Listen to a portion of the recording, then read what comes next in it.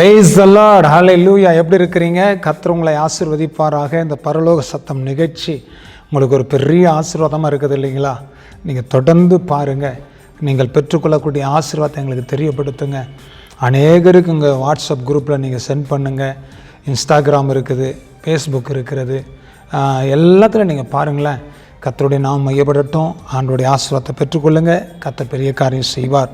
இன்றைக்கி ஒரு வசனத்தை உங்களுக்காக நான் வாசிக்கிறேன். நீதிமொழிகள் 28ஆம் அதிகாரம் 9ஆம் வசனத்தை வாசிக்கிறேன்.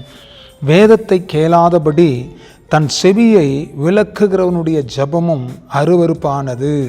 பாருங்கள், எங்கள் வசனம் சொல்லுகிறது, வேதத்தை கேளாதபடி தன் செவியை விலக்குகிறவனுடைய ஜெபமும் அருவருப்பானது என்று வசனம் சொல்லுகிறது.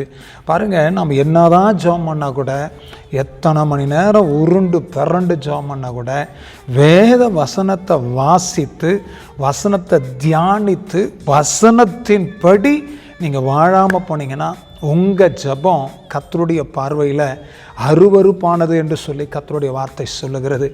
அதனால் கர்த்தருடைய பிள்ளைகளை நீங்கள் சத்தியத்தை நல்லா அறிந்து கொள்ளணும், வசனத்தை நல்லா கேட்கணும், ஆண்டவருடைய பாதத்தில் செய்தியில் நல்லா கலந்து கொள்ளணும். சில பேரெல்லாம் நான் பார்த்துருக்கிறேன், செய்தி நேரத்தில் ஆளே இருக்க மாட்டாங்க. அந்த கடைசி பிளெஸ்ஸிங் சொல்கிறாங்க பாருங்கள், பிளெஸ்ஸிங் கொடுக்குறாங்க பாருங்கள், அந்த நேரத்தில் மட்டும் எங்கே இருந்தாலும் ஓடி வந்து ஜெபத்தில் கலந்துக்குவாங்க பாருங்களேன். அப்போ ஆசீர்வாதத்தை வாங்க முடியாது. அவங்களுடைய ஜெபமே ஆண்டவருடைய பார்வையில் அருவருப்பானதுன்னு பைபிள் சொல்லுது. நீங்கள் அப்படி இருக்காதீங்க. நல்ல வசனத்தை கேளுங்க, வசனத்தை படிங்க, வசனத்தை தியானிங்க, கர்த்தருடைய சமூகத்தில் காத்திருந்து ஜெபம் பண்ணுங்க. அதுக்கு பிறகு பாருங்கள், உங்கள் ஜெபத்துக்கு ஆண்டவர் பதில் தருவார். உங்கள் ஜெபம் கர்த்தருக்கு பிரியமானதாய் மாறிவிடும். இன்றைக்கி தெரியுதுங்களா ஏன் உங்கள் ஜெபத்துக்கு பதில் கிடைக்கல, ஏன் உங்கள் ஜெபத்துக்கு ஆண்டவர் அற்புதம் செய்யலைன்னு சொல்லி இன்றைக்கி தெரியுதுங்களா? இன்றைக்கி ஒரு தீர்மானம் பண்ணுங்க, தேவ சமூகத்தில் ஜெபிங்க. கர்த்தர் பெரிய காரியத்தை உங்கள் வாழ்க்கையில் செய்து முடிப்பார். உங்களுக்காக நான் ஜெபிக்கட்டுமா? நல்ல தகப்பனே, இந்த நல்ல வேலைக்காக உமக்கு நன்றி ஆண்டவரே. இந்த நல்ல வேலையில் உம்முடைய சமூகத்தில் உம்முடைய பிள்ளைகளுடைய ஜெபம் கேட்கப்படும்படி கர்த்தருடைய வார்த்தைக்கு செவி கொடுத்து இந்த பிள்ளைகள் நடக்க, இந்த மகன் நடக்க, இந்த மகள் நடக்க கர்த்தர் உதவி செய்வீராக.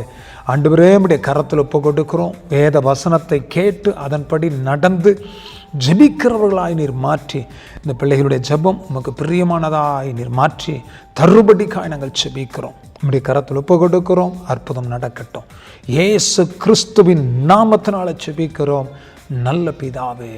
ஆமேன், amen, amen. God bless you. கர்த்தர் உங்களை ஆசீர்வதிப்பார். ஆமேன், ஆமேன்.